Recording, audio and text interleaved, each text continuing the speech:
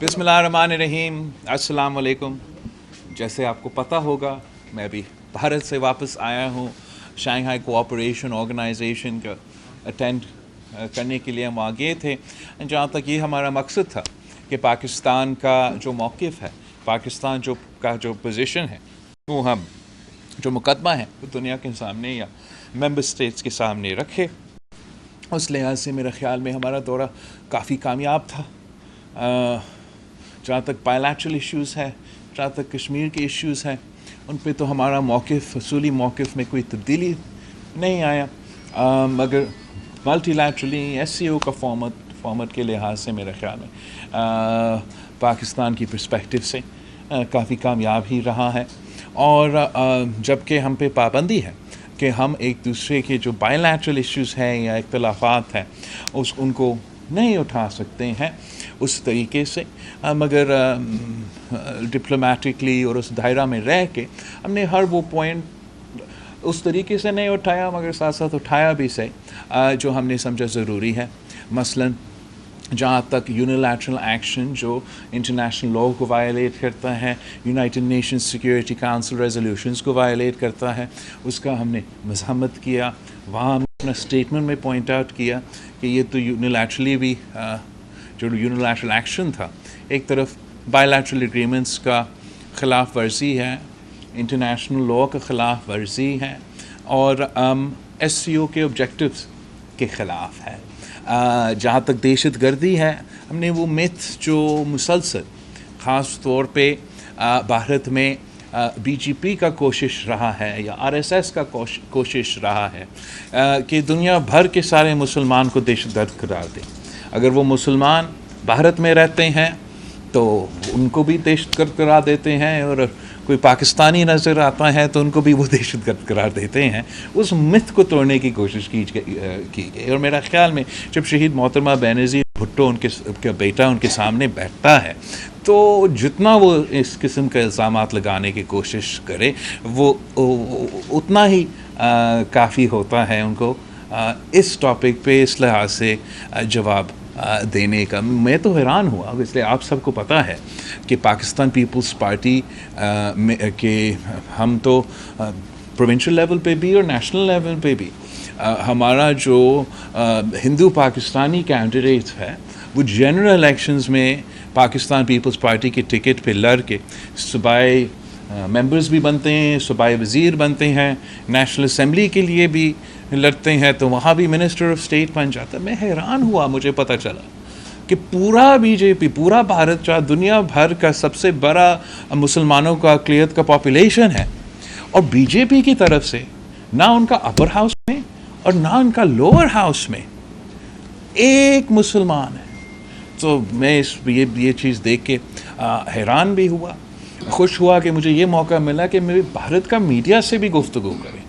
इसलिए अगर हम जो भी आपका ख्याल होगा RSS के बारे में, हिंदुत्व के बारे में, BJP के बारे में, आपने अपना कम्युनिकेशन भारत के अवाम के साथ रखना है। तो मेरा ख्याल में भारत के मीडिया के साथ इंगेज करना, हमें ये भी मौका मिला कि वो झूठ जो प्रोपेगेंडा भारत के अवाम को खिलाया जाता है उसको भी एड्रेस करने का मौका मिला। तो ओवरऑल उस लिहाज से, मल्टीलैटरल के लिहाज से, SCO का लिहाज से, अपना मकसद, अपना मौक़िफ़ सामने रखने के लिहाज से बहुत ही कामयाब रहा।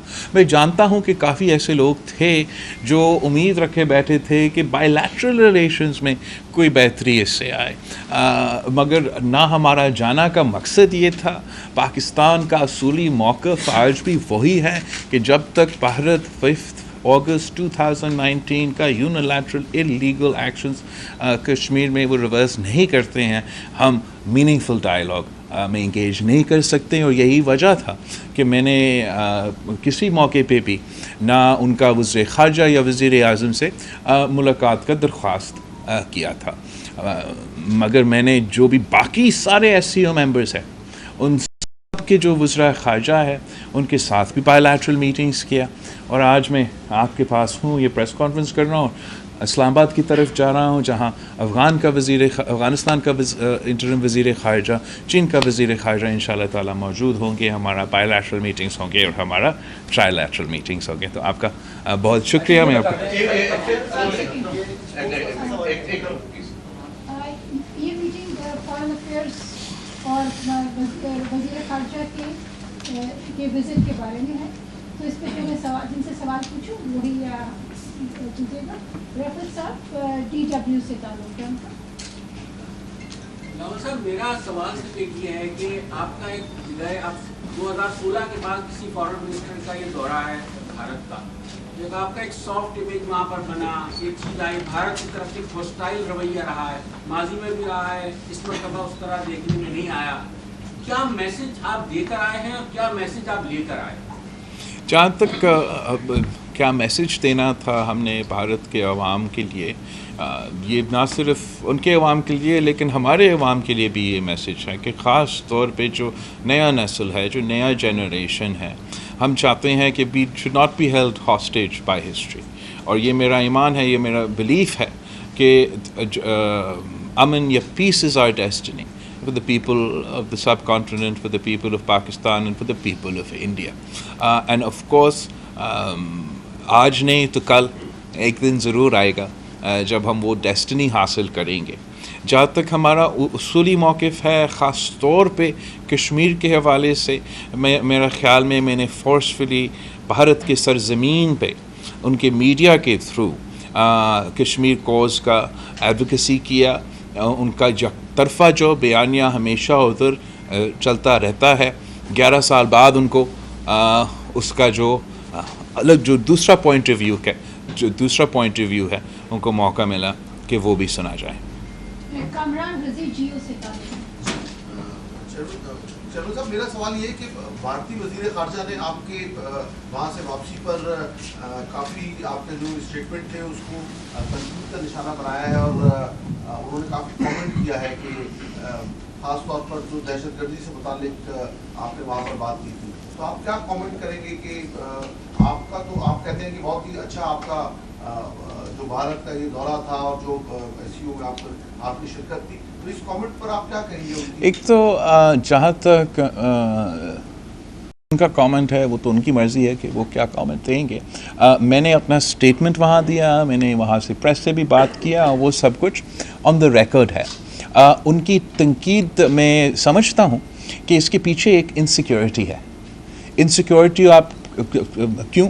वो इसलिए कि एक झूठा बयानिया, प्रोपेगेंडा फैलाया जा रहा है भारत में, ख़ास तौर पे उस जमात की तरफ से जिस जमात का नुमाइंदगी उनका वज़ीर ख़ारजा करता है। और उस मिथ को, उस प्रोपेगेंडा को मेरा जाने से, मेरा बात करने से, अपना मौक़िफ़ सामने रखने से उस बयानिया को हम तोड़ते हैं। जब वो ये इम्प्रेशन देने की कोशिश करते हैं कि हर मुसलमान देशत करते हैं ताकि उनके अपने यहाँ ये नफ़रत फैलाया जाए और वो अपने इंतखाबात जीत सके, वो अपने इलेक्शन जीत सके। जब इनका कोशिश है कि वो हर पाकिस्तानी को दहशतगर्द साबित करें, तो जब बिलावल भुट्टो ज़रदारी उनके सामने बैठता है, अगर मैं कुछ भी ना कहूँ, इनका ये झूठा बयानिया, इनका ये प्रोपेगेंडा टूट जाता है, जो कि एक पुराना एक स्टेल मेरा ख्याल में ना सिर्फ भारत के कॉन्टेक्स्ट में लेकिन दुनिया भर में जहाँ जहाँ ये पहले से शायद चलता था थोड़ा बहुत कि वो दहशतगर्दी का माहौल ऐसा था कि इन्होंने मुसलमानों को इस चीज़ के साथ नथी कर लिया।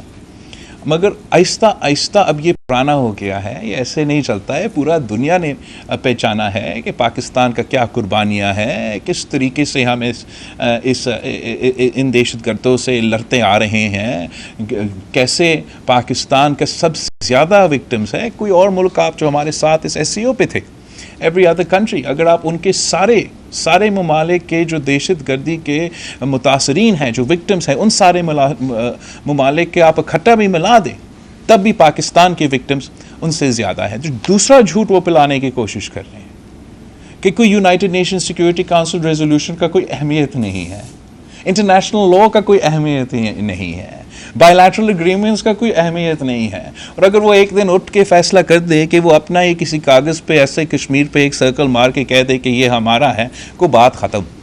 तो ये चिपता है, ये चिपका इनसे, ये तपते हैं इस बात पे कि ना पाकिस्तान के अवाम बोलते हैं, ना कश्मीर के अवाम बोलते हैं, और उनका नाजायज़ इलीगल यूनिलैटरल एक्शन की वजह से कश्मीर कोस को, कश्मीरियों को एक नया जान मिला है।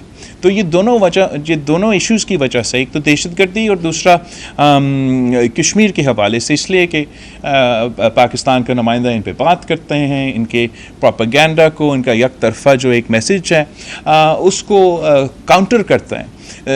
तो फिर इसलिए शायद आपको भारत का वज़ीर ख़ारजा इतना जज्बाती लग रहा था अपना प्रेस कॉन्फ्रेंस में। अरबाब शांडियो साहब सुनो से।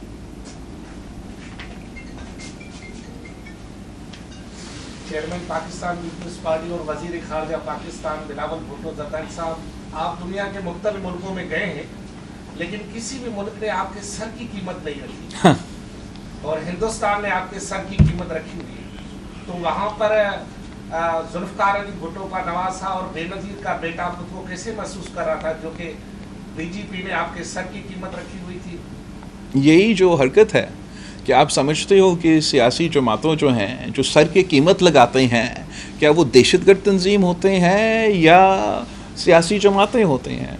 In an ideal world, in A responsible world, in the old India, अगर किसी और मुल्क का वज़ीर ख़ारजा पे सर के कीमत लगाया गया होता तो उसका मज़म्मत किया जाता, उसके ख़िलाफ़ ट्रायल किया जाता, मगर ऐसे तो आज का भारत में नहीं हुआ।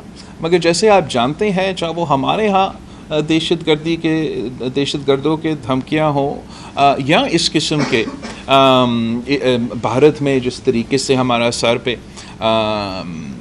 एक कीमत लगाया गया, हम अपने मौक़िफ़ से पीछे नहीं हटते, अपने नज़रिया से पीछे नहीं हटते, अपने असूलों से पीछे नहीं हटते। एंड इनके किसी एहतजाज की वजह से या किसी भारत का वज़ीर ख़ारजा के प्रेस कॉन्फ्रेंस की वजह से हम डर के मारे ट्रिप कैंसिल कर ले, पाकिस्तान से को ये मौका ही नहीं फराहम करे कि हम अपना मुकदमा भारत में जाके, भारत के जो सरजमीन है वहाँ से हम पाकिस्तान का मुकदमा लड़े, तो मेरा ख्याल में वो बेहतर है। जितने प्लेटफॉर्म से हम पीछे हटेंगे तो हम क्लीन चिट दे रहे हैं कि हमारे मुखालिफ पाकिस्तान को डिफ़ाइन करें। मैं समझता हूँ कि पाकिस्तान को अपने आप को डिफ़ाइन करना चाहिए। संजय सातवानी साहब, सर, आप आज वहाँ दौरा करके आए, इसके बाद सीपेक जो आपका मंसूबा है, भारत को बड़ा उसमें तकलीफ है और उसके वज़ीर ख़ारजा कहते हैं कि चीन सीपेक के ज़रिए इंडिया की सालमियत और खुद मुख्तियारी पर बार बार उसकी खिलाफवर्जी कर रहा है। इस पर आपका क्या? मेरा ख्याल में अगर वो हर जो मेंबर है ना SCO का, उज़्बेकिस्तान, कज़ाकिस्तान, किर्गिस्तान, ताजिकिस्तान, रूस, भारत, चाइना और पाकिस्तान, इनमें से हर मुल्क -1 are looking forward to CPEC. Every single country that I talk to amongst other than India at the SCO are keen to become part of CPEC. They know that it is the fastest route to the warm waters for them, for their trade. ये पूरा regional integration की मकसद अगर चलता है तो सिर्फ तब चलता है जब CPEC चलता है, वरना सबके लिए मुश्किलात हैं। तो जब भी हम SCO पे जाते हैं, जिससे मैं मिलता हूँ वो ना सिर्फ CPEC की तारीफ़ करते हैं, वो हमें बताते हैं कि कितना दिलचस्पी उनके यहाँ ये है कि वो ख़ास तौर पे वो सेंट्रल एशियन ममालिक कि वो इस CPEC का हिस्सा बने। सारा central Asia land lock countries हैं, उनका कोई एक्सेस नहीं है पोर्ट्स के लिए। ये रूस के लिए भी एक एक्सेस पॉइंट होगा, एक ट्रांजिट हब बढ़ेगा, तरक्की होगा। इस बात का शायद तकलीफ़ है, उनका सोवरेनिटी को कोई बात ही नहीं आता है इसमें। साकिब राजा साहब, वॉइस ऑफ अमेरिका। सर, सवाल ये है कि अगर ये एक मल्टीलैटरल फॉर्म था और बायलैटरली हमारे कोई इससे बातचीत नहीं हो सकती, तो आपके ख्याल में मल्टीलैटरल सतह पर हमारी क्या कामयाबियाँ हम समेट कर आए हैं? सो जहाँ तक हमारा ये खास तौर पे ये जो मल्टीलैटरल फोरम है, ये शंघाई कोऑपरेशन ऑर्गेनाइजेशन वैसे तो 2001 में बना था, मगर पाकिस्तान और भारत 17 में इसके मेंबर्स बने, जहाँ इसमें सिक्योरिटी का भी एलिमेंट्स है, दूसरे एलिमेंट्स है जो सबसे दिलचस्पी रखने मुझे the element with the most potential is that of economic and regional integration. और उस लिहाज से हम सब मिलके इस पे काम कर रहे हैं कि अगर हम economic integration होगा हमारा तो सारे ममालिक की मईशत के लिए ये फ़ायदेमंद होगा. In the context of our own China-Pakistan economic corridor, but also as a result of the post-Ukraine war scenario, जहाँ सारे ममालिक अपने मईशत को diversify करने की कोशिश कर रहे हैं, इस फोरम का अहमियत जो है वो बढ़ता जा रहा है. और अगर आज नहीं तो कल मेरा ख्याल में ये फोरम एक रीजनल पावर हाउस होगा. काजी आसिफ साहब, आज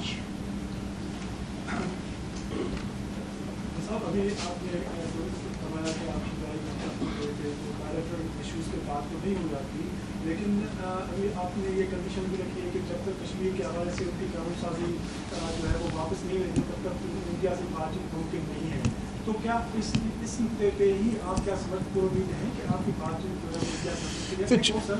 एक one question at a time. जहाँ तक ये नुक्ता है, ये पाकिस्तान का मौक़िफ़ है, तो मैंने पाकिस्तान के वज़ीर ख़ारिजा के हैसियत से पाकिस्तान के मौक़िफ़ को ही आगे लेके जाना पड़ता है.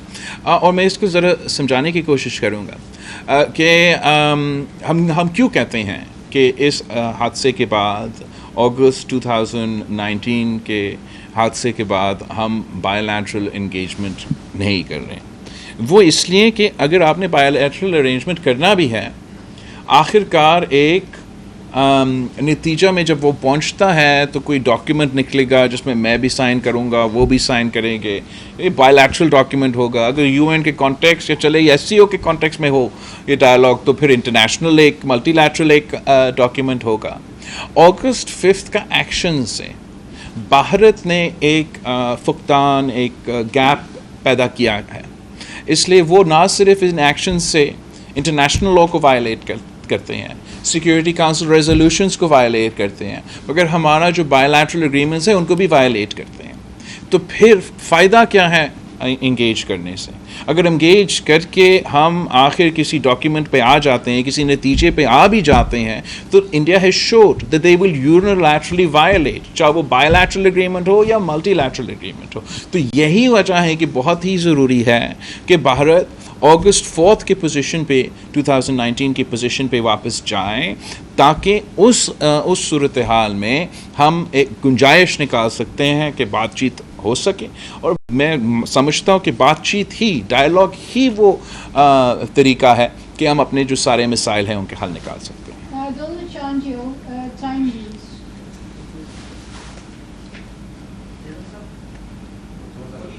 दुनिया में इस वक्त एक मुल्क कर रही है कि पड़ोसियों से ताल्लुकात अच्छे हो. सऊदी अरब, ईरान से ताल्लुकात अच्छे कर रहा है, मुस्लिम ममालिक कर रहे हैं, बहुत सारे अरब दुनिया कर रहे हैं.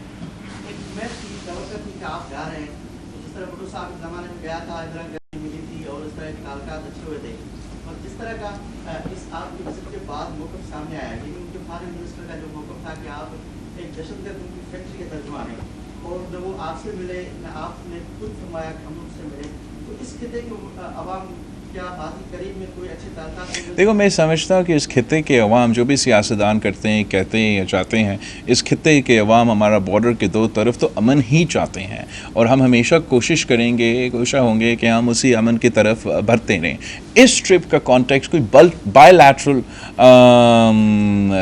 एडवांसमेंट के इस ट्रिप का कॉन्टेक्स्ट में कोई इसलिए उम्मीद नहीं था कि हम इस काम के लिए वहाँ जा नहीं रहे थे. तो इन दैट कॉन्टेक्स्ट जहाँ तक बायलैटरल इम्प्रूवमेंट्स है या हल है या एक रास्ता है, that is something that was not on the table when we were going to India. जहाँ तक इनकी रिस्पॉन्स है, इनका जो स्टांस है, वो तो मजाक है. कहता है कि you can't be a victim of terror and sit with the perpetrators of terror. आप मुझे बताएं तोरो चांजो साहब, आप मुझे जानते हो, इस मुल्क मुझे जानता है, मैंने क्या एक दफ़ा अपना सियासी पूरी तारीख़ में एक दिन के लिए एक्सीडेंटली भी किसी दहशतगर्द के साथ बैठा हूँ ना? मैं क्या करूँ अगर उनमें इतना नफ़रत उरूज पे पहुँच चुका है कि वो सारे मुसलमान को दहशतगर्द कराना चाहते हैं, यहाँ तक कि वो बिलावल भुट्टो जरदारी को भी दहशतगर्द कराना चाहते हैं। उनको ये नहीं नज़र आता कि हम अपने मुल्क में भी दहशतगर्दों के मुकाबले में दहशतगर्दों के अपीजमेंट के ख़िलाफ़ जो मुहिम होते हैं उसमें उनमें सफ़े अव्वल का किरदार अदा करते हैं हम, इसलिए कि हम खुद मुतासिर हुए हैं, विक्टिम्स हैं दहशतगर्दी के। तो हम अगर पाकिस्तानी कोई दहशतगर्दी की वाक़या में शहीद हो या कोई नुकसान हो तो उनके लिए भी हम एम्पथाइज करते हैं। अगर भारत में कोई भारत का शहरी भी दहशतगर्दी का शिकार हो जाए तो मैं उनके लिए भी दर्द होता है। मैं चाहता हूँ कि ना कोई पाकिस्तानी, ना कोई भारत का शहरी, ना कोई शहरी दहशतगर्दी का शिकार हो। मगर अफसोस के साथ कि जब तक हम इस इशू को पोलिटिसाइज करेंगे, जब तक हम इस इशू को जियो पॉलिटिक्स का जो खेल खेला जा रहा है दुनिया में, इस रीजन में, उसका हिस्सा बनेंगे, तो अफसोस के साथ हमारे शहरी दूसरे ममालिक के शहरी मरते रहेंगे। हमें अक्रॉस एक bipartisan, not hyper partisan polarize जो हमारा इस दौर का सॉर्ट ऑफ सिलसिला है, मगर bipartisan approach across the geopolitical divide दहशतगर्दी के लिए रखना पड़ेगा। हम सबको एक होकर इसका मुकाबला करना पड़ेगा। अगर हम डिवाइडेड रहेंगे तो इसका शिकार होते रहेंगे।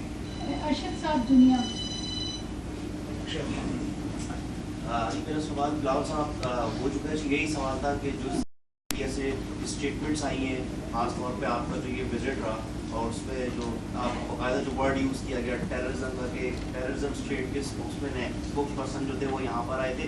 तो सर अब ये मामला आपने इस चीज़ की एक लाइन तो क्लियर कर दी है कि इंडिया से आपके उस वक्त तक पाकिस्तान की बातचीत नहीं हो सकती जब तक 4 अगस्त वाली जो लाइन है उसके वो हमारा पॉलिसी है। ये आपने ये बात बयान दे दी है। तो सर अब इसी तरीके से चलता रहेगा, फिर अमन की जो बातें होती हैं दीगर स्टेट्स, यूनाइटेड नेशन पे भी इस तरह की बात हुई, दीगर ममालिक में भी, चाइना भी इस पर बात करे, तो अब इसमें आगे पोजीशन क्या होगी? मेरे ख्याल में आगे इसका हल निकलेगा। ऐसा हम हमेशा इस स्टेट में नहीं रहेंगे। लेकिन आप भी मानेंगे कि मेरे लिए मुश्किल होगा, मेरा अपना फॉरेन ऑफिस को कन्विंस करने मुश्किल होगा कि मैं इनको कहूँ आप जाके किसी मालिक के साथ आप बातचीत करें, जब उन्होंने दिखाया है अपने एक्शंस के थ्रू कि वो किसी बायलैटरल एग्रीमेंट का हिस्सा के रिस्पेक्ट नहीं करते, इंटरनेशनल लॉ को रिस्पेक्ट नहीं करते, United Nation Security Council resolution को रिस्पेक्ट नहीं करते। तो उस सूरत हाल में the onus is on India to create an environment conducive to talks. ऐसा तो नहीं है कि दहशतगर्दी शुरू हुआ 2019 में। पाकिस्तान, भारत भी दहशतगर्दी के शिकार काफ़ी देर से होते आ रहे हैं और इन दहशतगर्दों के हमले के बावजूद बातचीत भी हुआ है। अब हम दोनों ने ये फैसला करना है कि क्या हम इन दहशतगर्दों को, इन इंतहा पसंदों को, इन नॉन स्टेट एक्टर्स को पाकिस्तान और भारत के अवाम की किस्मत के फैसले करने देंगे या हम खुद अपना मुस्तकबिल का रास्ता तय करेंगे। मेरा ख्याल में अगर it was up to the people of Pakistan and the people of India, they would be working towards peace. Last question, Akram Baloch capital. Sir मेरा सवाल ये है कि जिस तरह इंडिया ने एक मुतनाज़ा इलाके पर कब्जा करके अगस्त 19 में और एक लकीर खींच दिया था भारत और पाकिस्तान के दरमियान ताल्लुकात को, और फिर उसके बाद आपका भी मौक़िफ़ वही है कि जब तक इंडिया बेग नहीं होगा, इंडिया से बातचीत नहीं होगी।